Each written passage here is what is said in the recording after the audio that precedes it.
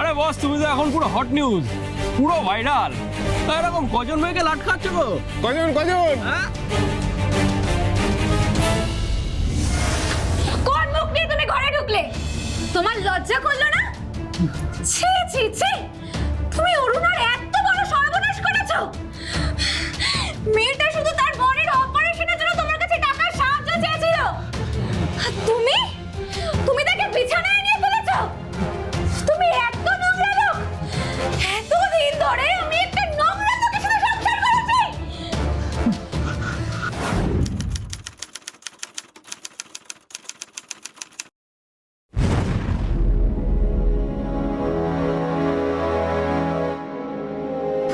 Social মিডিয়ায় এসব কি ভিডিও দেখলাম বাবা?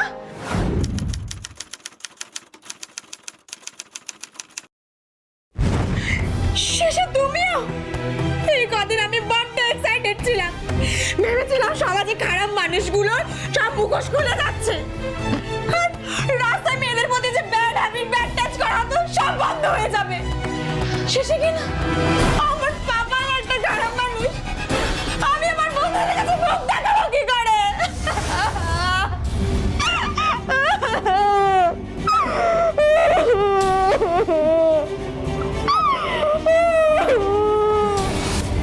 সরি মা, আমি অন্যায় করে ফেলেছি। মা, আমাকে ক্ষমা করে দে, আমাকে।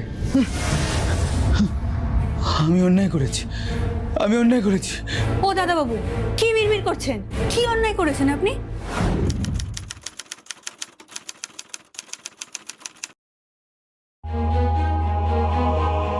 ও রিনি,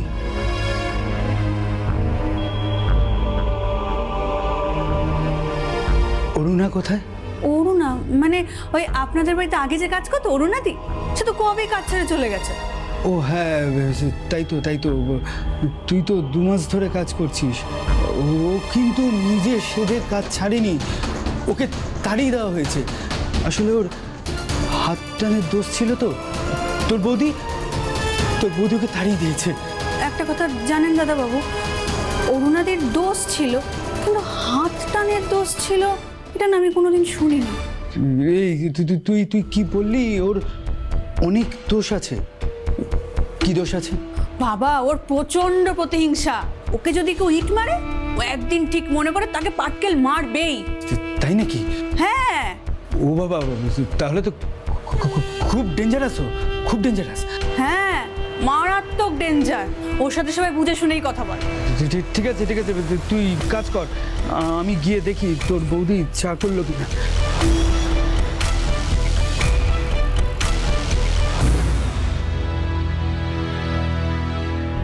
বাবা, ওর প্রচন্ড প্রতিহিংসা। ওকে যদি কেউ ইট মারে, ও একদিন ঠিক মনে করে তাকে পাটকেল মারবেই।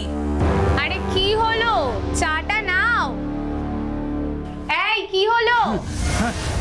চাটা নাও। ও হ্যাঁ, দাও। কি ব্যাপার বলো তো? 2 দিন ধরে দেখছি তুমি খুব অন্যমনস্ক। না, কোথায় অন্যমনস্ক? আচ্ছা, কাল অত রাত অবধি তুমি টিভিতে কি দেখছিলে? আমি ঘুমিয়ে পড়ার পর ঘরে এলে। আর বলো না, ওই হিন্দি সিনেমার ওই হিরোটা আছে না, সোনু আহুজা। সে কে? আমি তো চিনি না। আরে ভুলভুলি বাংলো সিনেমায় অন্নয় কুমারের সাথে ছিল। সে বুঝলাম, তা কি হয়েছে কি তার? মিটু কেস খেয়েছে। কি রকম? অনেকদিন আগে ওর বাড়ির কাজের মেয়েকে মোলেস্ট করেছিল। মেয়েটা তখন ভয়ে কিছু বলেনি, তারপর এখন চারিদিকে মিটু হচ্ছে দেখে সাহস করে মিডিয়ার কাছে গিয়ে সব বলে দিয়েছে। হ্যাঁ, হিরোটা খুব ভালো অ্যাক্টিং করে, কিন্তু এই মিটু কেস খেয়ে না ওর কেরিয়ারটা মনে হয় নষ্ট হয়ে যাবে। আজকাল চারিদিকে যা হচ্ছে, যে যাকে পারছে কেস দিয়ে দিচ্ছে। একদিকে কিন্তু ঠিকই হচ্ছে পাপা, সমাজে যারা জেন্টলম্যানের মুখোশ পরে রয়েছে অন্যায় করে, তাদের মুখোশ খুলছে। এই বিষয়ে তোমার সঙ্গে আমি কোনো আলোচনা করতে চাই না। অল্প বয়সে বেশি পাকা আলোচনা করা মোটেও ভালো নয়। আমার যথেষ্ট বয়স হয়েছে পাপা, আমি ক্লাস 9-এ পড়ি, আর আমার বয়সী মেয়েরাই তো এই সব কিছুর বেশি শিকার হয়, তাই আমাদেরই এগিয়ে আসা উচিত।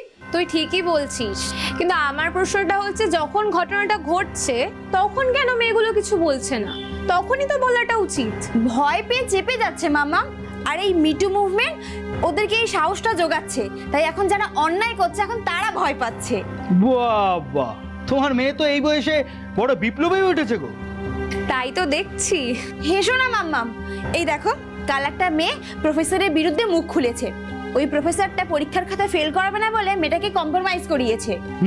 আর যখনই পরীক্ষার খাতায় পাশ করে গেল তখনই প্রফেসরের বিরুদ্ধে মুখ খুলছে, তাই তো? প্রতিবাদ করলে ফেল করেছে। I don't like your logic papa. তুমি কি যারা অন্যায় করছে তাদের সাপোর্ট করছো? একদম নয়, আমিও প্রতিবাদ করছি। আমার কথা হলো যে সুবিধা নিয়ে পড়ে গিয়ে প্রতিবাদ করার থেকে তখনই প্রতিবাদের সাহস গড়ে তোলা উচিত প্রত্যেকটা মেয়ে। তোমরা কি একটু থামবে? তোমাদের এই বাপ মেয়ের দ্বন্দ্ব শুরু হলে না সেটা ঝগড়ায় টার্ন নেয়। সকাল সকাল আমি বাড়িতে কোনো ঝগড়া চাইছি না। মাম্মাম, আমার ব্রেকফাস্টটা আমার বেডরুমেই দিয়ে দাও। আমার এখানে একদম ভালো লাগছে না। দেখলে তো রেগে গেল। একটা ব্যাপার কিন্তু ঠিকই বলেছে দিয়া, যারা অন্যায় করেছে তারা কিন্তু এই মুভমেন্টে খুব ভয় পাচ্ছে। হ্যাঁ, আর ওরা আজকে জেনারেশন, তাই প্রতিবাদ করতে শিখছে। যাকগে। ও, আজ তো রবিবার, তুমি কি বেরোবে? হ্যাঁ, ওই অতনুর সাথে একটু আড্ডা মারতে যাও। কিরে, কি ব্যাপার? হঠাৎ জরুরি তলব? কোনো কেস টেস খেয়েছিস নাকি? না, এখনো কেস খাইনি, কিন্তু সম্ভাবনা আছে। কোথায়? অফিসে? ওই মেনটেনেন্স ম্যানেজার কি জানো নামটা? সুকান্ত। এই মাল বহুত বিটকেল, জানিস তো? সব সময় ওত পেতে বসে থাকবে যে কখন কাকে কেস খাওয়াবো। আরে ওর জন্যই তো আমি চাকরিটা ছেড়ে অন্য কোম্পানি জয়েন করলাম। আরে না, অফিসের প্রবলেম না, ও সুকান্তর সাথে আমার খুব ভালোই খাতির আছে। সে আমি জানি। তাহলে কেসটা কি?